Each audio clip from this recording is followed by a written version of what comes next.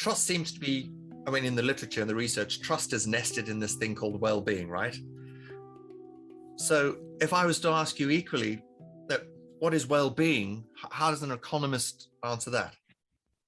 Okay, so whenever I answer this question, people always say, well, for a well-being economist, you seem awfully unsure about it. So there are several answers here. The most useless one is well-being is what an economist means when they talk about utility, or welfare. Both words are unhelpful. Utility because it's way too technical, and welfare because it was actually a perfect word for this. Yeah. But in the 30s, we started labeling government assistance welfare, and so it doesn't mean the same thing anymore. It means to me either the ability to live a good life or the experience of living a good life. And those are the two key definitions. You have Amartya Sen saying it's about your freedom to live a life you have reason to value, your ability to live a good life. And it's the freedom that matters. If for any reason you were happy but didn't have much freedom, well, you're wrong. You may be happy, but you're deluded. You don't have high well-being. The other end, the sort of neo-utilitarian end, say actually it's about the internal experience. That's the important thing. This is an argument which is of absolutely no consequence, right? There may be individuals somewhere who live in these deluded states, but when you look at aggregates, like what's going on at a national or a city level, the things that drive them, all the drivers of positive experiences that people have are the same things that come up under a list of the ability to live a good life. There's actually not a lot there. So I don't really care whether it's your freedom to live a good life, which obviously means some control over material resources, good health, living in a society where you have the opportunity for positive interactions with other people, because to slightly actually, there's an accurate quote from him. What Aristotle said was not man is a political animal. He said man is a polis dwelling. Man is a city dwelling animal, by which he meant essentially we are social creatures. Some money, health, social interaction, control over your own destiny matters a lot, right? Actual procedural issues.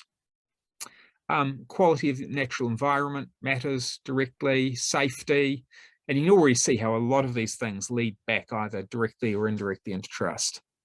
The other way you can think about well-being is a sense of satisfaction with your life, happiness, meaning and purpose in life. Some people get hung up on the philosophical distinction between these two things. Yeah. To me, they always point in exactly the same direction. I just don't care that much. Dr. Smith, you're known to say that trust explains everything.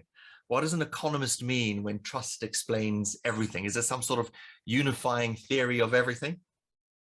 Yeah, there sort of is. I think unifying is actually, so the standard explains everything because there are two or three different approaches that you throw this up. So in development economics, when you're just looking at why some countries are rich and why some aren't, trust is an incredibly powerful predictor of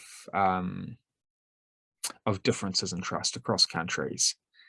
I think the actual phrase, I think I stole, it's not my phrase, actually it's David Halpin's in the British Cabinet Office.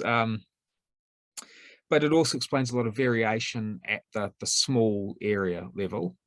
For me, I mean, I particularly focus because I've spent quite a lot of my time recently on measuring well-being, and the standard approach to trying to do that in a way that takes intergenerational sustainability issues seriously is to do this call it the capital stocks model usually, which just says, look, well-being is well-being that you experience now, and we can describe that. We can look at how either measure people's satisfaction, or we can look at how wealthy, healthy, socially connected they are, and we can look at the distribution of that because they're real people now. But if we're concerned about sustainability, that doesn't just mean caring about the environment. What it actually means is thinking about future generations. And the environment matters there, because if we fuck it up, excuse my language, now it won't be there for future generations. And the problem is we can't measure the well-being of future generations directly because we don't know what they're going to want or how they're going to use things or what distribution is going to be. So we can't We measure well-being now, we can't measure it in the future, but what we can do is look at the things used to produce well-being, those capital stocks, produced capital, natural capital, human capital, and social capital, and say, look, provided we're handing on to the next generation an aggregate stock of those capitals that is no smaller than we have, then they have the same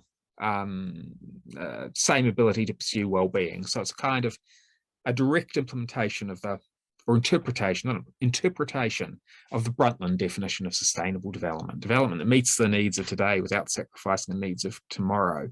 Yeah. So when I say, the thing I most focus on in this is when it drives all the different elements of well-being that you would want to measure. Yeah. Right. It's one of the big four things that really, really matter